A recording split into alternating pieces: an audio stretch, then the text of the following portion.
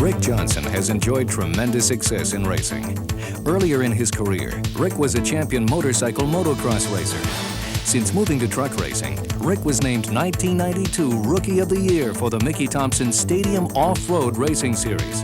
And due to his Class 8 win in the Baja 500, 1993 Score International Rookie of the Year for desert racing.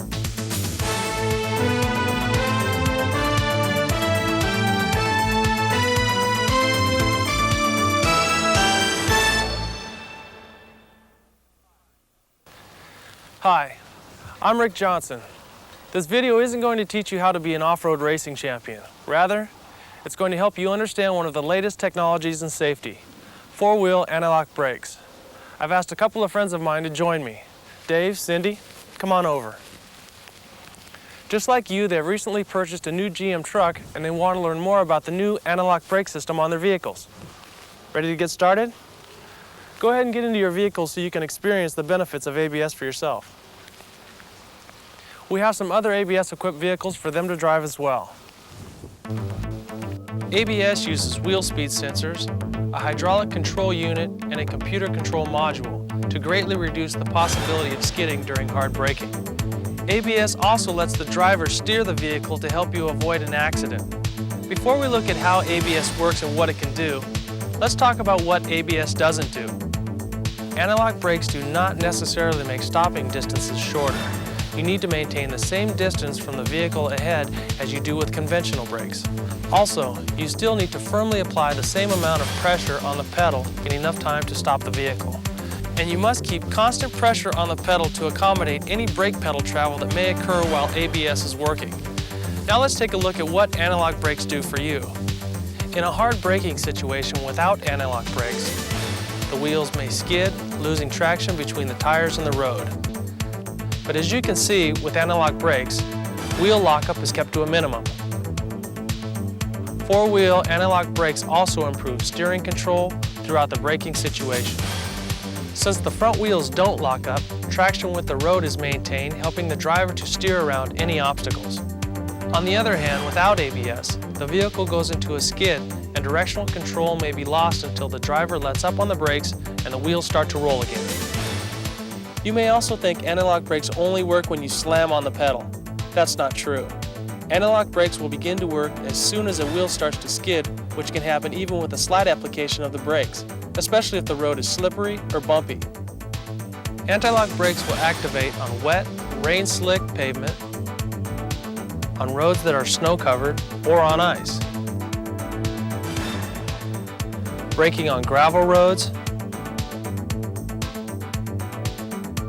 sand-covered roads, and other loose surfaces may also activate the anti-lock brakes, as could braking while going over bumps and elevations such as railroad tracks. And even if the road surface is dry, smooth concrete, such as a highway, the anti-lock brakes will activate if the brake application is hard enough. So no matter what the road surface or driving conditions, you can be assured that your four-wheel anti-lock brake system can help you get safer, more controlled stops. But to maximize the effectiveness of this system, there are several things to remember. With anti-lock, you should not pump the brakes. Just apply constant, firm pressure to the brake pedal and let the anti-lock system do the rest. Also, like a conventional brake system, ABS is most effective when the tires are in good operating condition with good tread, and the correct tire pressure is maintained. Like any vehicle, whether equipped with ABS or not, proper seat adjustment is important. Position the seat so the driver's foot can be placed on the pedal with a moderate bend in the knee.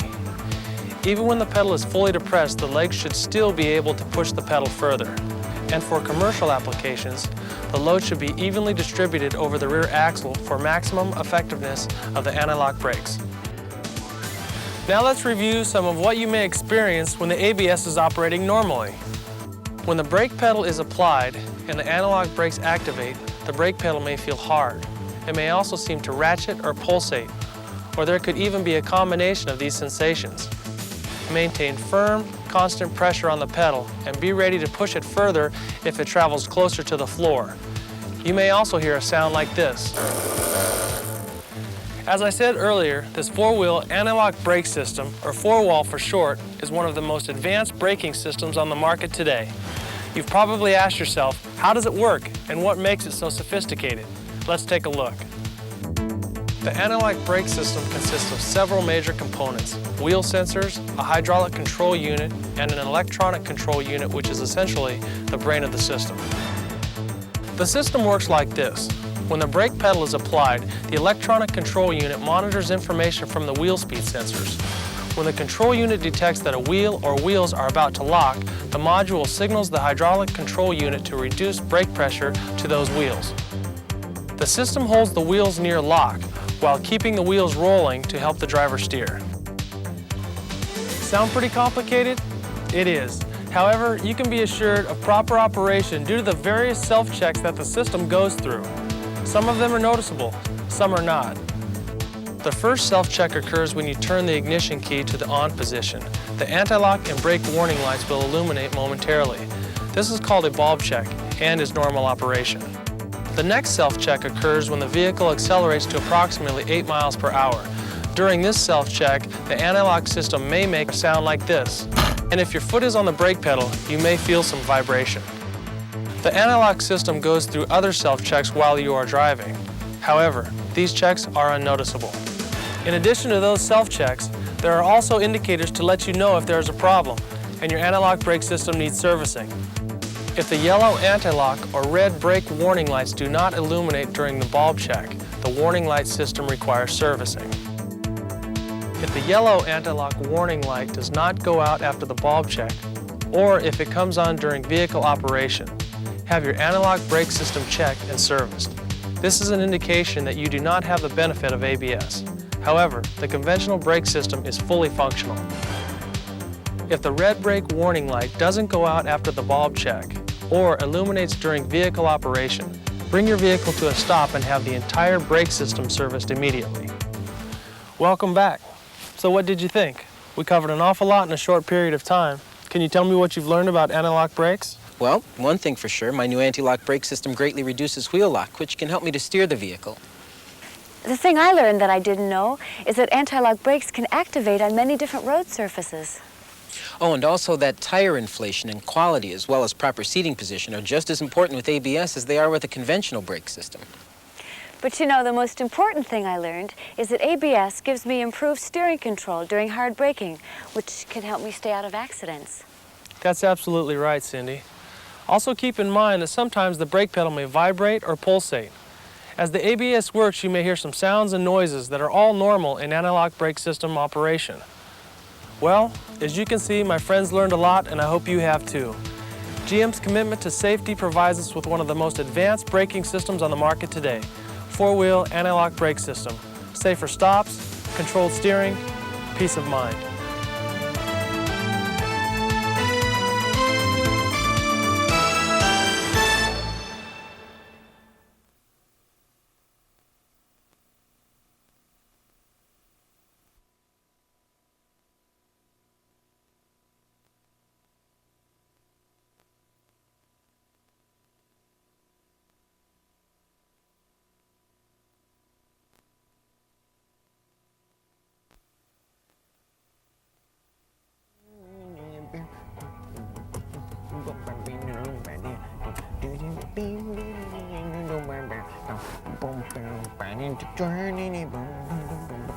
Hey, nice yard. That thing's... Ah! Oh, I can't believe it. A brand new car, and I hit a stupid road sign. Ow. What's this sign doing here anyway? Oh, they're working on the road. Just look at the damage to my car. Hey, buddy, are you okay? Oh, yeah, thanks. But this is gonna cost me. My insurance. But hey, no wait, I'm okay, I'm all right. Good thing I was wearing my safety belt. But hey, my airbag didn't go off. My airbag should have gone off. It's supposed to protect me. Ow. Sir, are you all right? Yeah, great. great.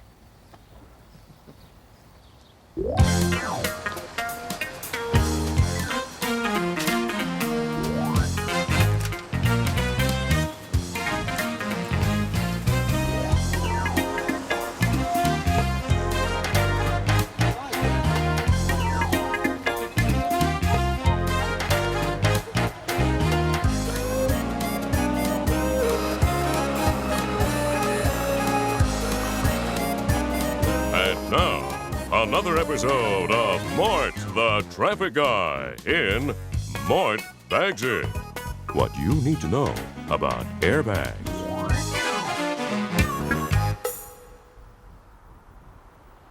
But Harry, you sold me the insurance policy. You were the one who gave me a discount for buying a car with an airbag, but it didn't work. It didn't, pop out like in the commercials.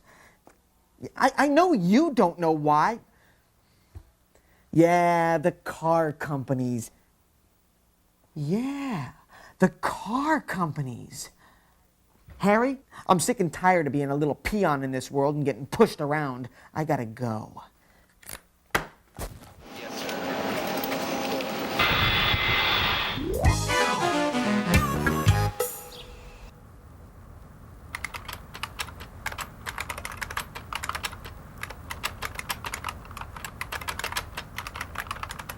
Hi.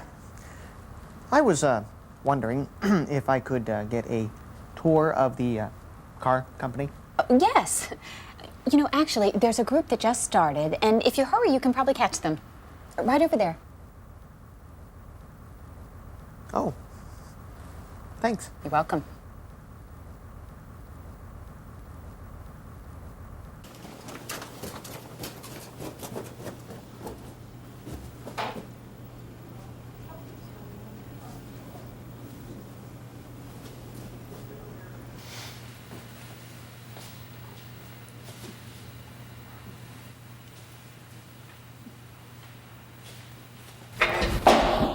Lost from the tour, are you?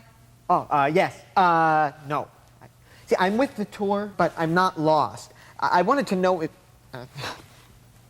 I had a crash, and my airbag didn't go off, and I wanted to know if... Deploy. Deploy? Yes. What you're trying to say is your airbag didn't deploy. Oh. Yeah. My airbag didn't deploy during the crash, and can you please tell me why?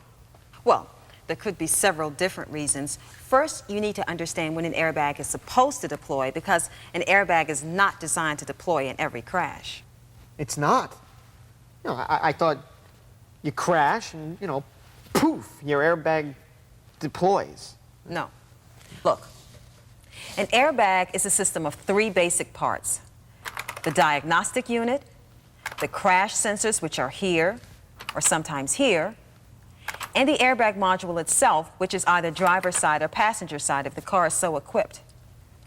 In a moderate to severe frontal crash, the sensor sent a signal to the airbag modules telling them to deploy. Well, how do you know if your system is working? Well, when you start your car, the diagnostic unit turns on and monitors the airbag system the entire time you're driving. If the warning light ever stays on continuously, take your car to a service shop and get it checked out, because there might be a problem. Okay. But how come my airbag didn't work? Well, the airbag system is only designed to work in crashes where it might help reduce serious injury, more specifically in moderate to severe frontal crashes, and that's really determined by physics. Physics? I think I better be getting back with the tour. Oh, no, wait. Did someone say physics? Whether or not your airbag deploys depends a lot on me. Delta V. Delta is the Greek letter that means change, and V is the symbol for velocity. Your car's delta V, change in velocity, depends on what you hit and how you hit it. Airbag deployment is determined not just by the delta V, but also by how quickly your car slows down as it hits something. That's how the crash sensors know if the crash is severe enough for the bag to deploy. I'll show you. Here, the delta V is large and happens very quick. But if at the same speed you hit something that's movable, your change in velocity is smaller and takes longer to occur because you keep moving after the crash. Got it, Mort? I got it. Because I hit something that moved, my crash might not have been severe enough for the airbag to deploy. That's correct. But there are other things that can affect the change in velocity. Let me show you.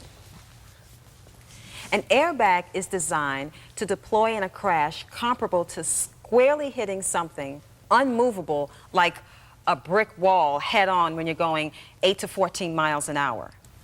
But all crashes are different. If you hit a wall off-center, or if you hit a pole, you'd have to be going faster for your airbag to deploy. That's because the crush of the car is concentrated in one area, causing delta V to occur more slowly. If you hit something that's movable and crushable, like a parked car, you'd have to be traveling at an even higher speed before your airbag would deploy. So, just because you crash and there's damage to your car does not mean that your airbag will deploy. It depends on what's hit, is it movable and crushable, and how it's hit. Head-on, slightly off-center, fast, slow. Since an airbag isn't designed to deploy in every crash, if you really want to be safe, you've got to wear your safety belt. Oh, good thing I was. That's exactly it. That's why airbags are called supplemental restraint systems. Look, driver and passenger side airbags don't do anything if the car is hit from the side. Look at that. From the rear,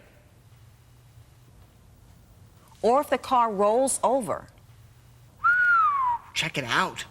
And airbags only deploy once. Some cars are hit more than once during a crash. Only safety belts can reduce your risk of injury in all types of crashes.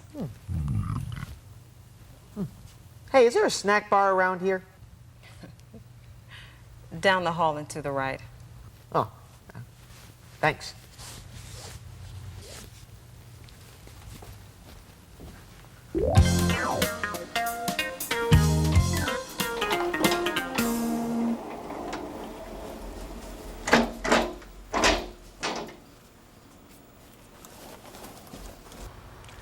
Clear the test area. Commencing deployment countdown. 3, 2. Here. You have to put them on. Commencing deployment countdown. 3, 2, 1. Wow! That's pretty powerful stuff. What's in there anyway? Nitrogen gas. What? Nitrogen gas. You are a bit early for the tour. Kind of like an explosion. What happens is the car crash sensors send a signal to an inflator unit. An igniter starts a chemical reaction which produces nitrogen gas, which fills the airbag, causing it to burst out of the module. It's pretty fast, huh? Blink and I bet you'd miss it. Actually, the whole process is faster than the blink of an eye. It takes less than a 20th of a second. In fact, most people don't even realize it happened. So, that nitrogen gas, is it, dangerous? No, the nitrogen gas used to fill most airbags isn't dangerous. Neither is the argon gas used to fill some passenger side airbags. Oh. Yeah, but what about that powdery stuff I saw when the airbag deployed?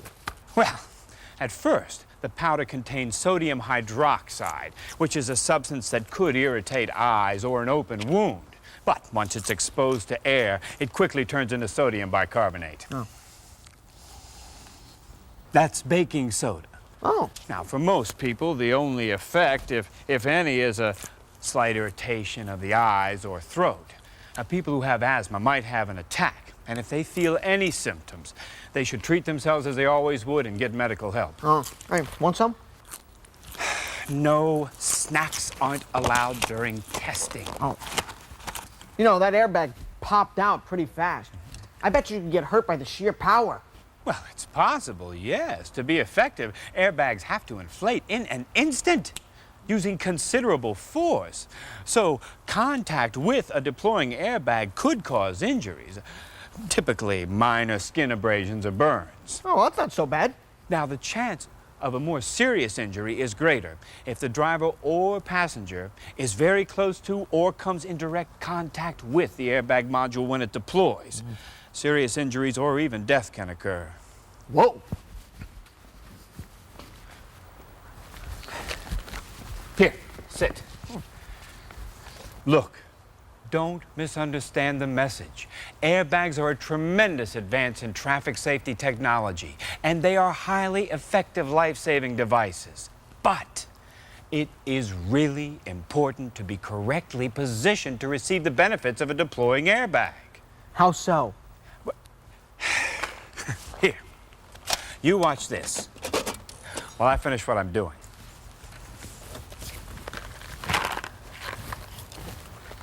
In order to receive maximum benefits from a deploying airbag, drivers and passengers must always wear safety belts correctly and properly position themselves in the car. The lap belt should be low and snug across the hips, and the shoulder belt across the chest, adjusted to instructions found in the owner's manual. Sit upright against the seat back and adjust the seat rearward so you're away from the airbag module but still able to operate all controls. Hey, is there anything else I should know? Yes, actually. You should never put a rear-facing child safety seat in a seating position equipped with an airbag. That's because the back of the seat is too close to the airbag module. If an airbag deploys, the force against the safety seat could result in serious or fatal injuries to the child. See? Look at that. Hey, but what if you've got a two-seater and it's got two airbags and you've got a kid? Now that depends. If it's an infant, you know, a baby, then the safest thing to do would be to use another car. But if you can't do that, some car companies may begin putting in a switch which lets you manually and temporarily shut off the passenger side airbag.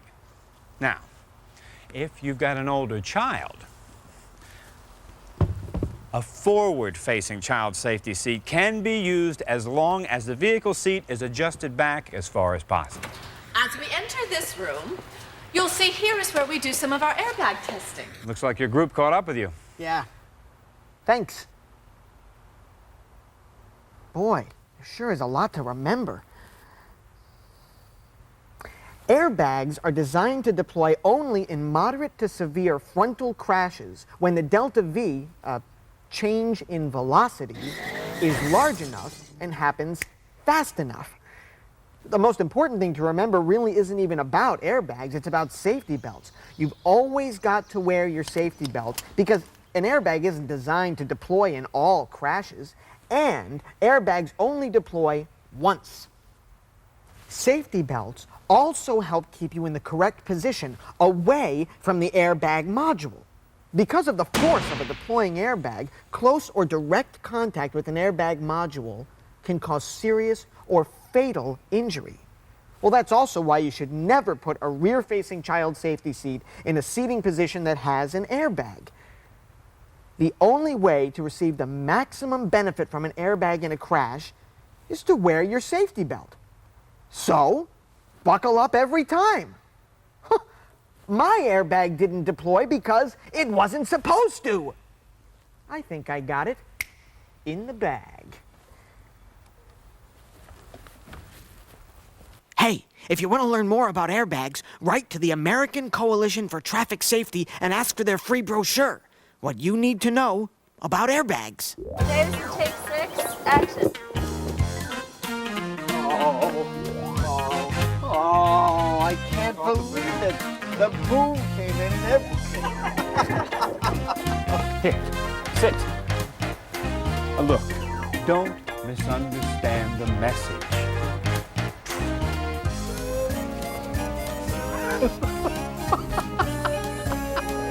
In order to get the maximum benefit from an airbag in a crash, you've got to wear your safety belt. So buckle up at all times. Oh man, I'm 2 lines away. What's the line? Rolling tape. Is this in your shot? Yeah, I think just a little. It's in your shot? Yeah, just a little. Jeez. Why don't you change your shot? Okay. Speed.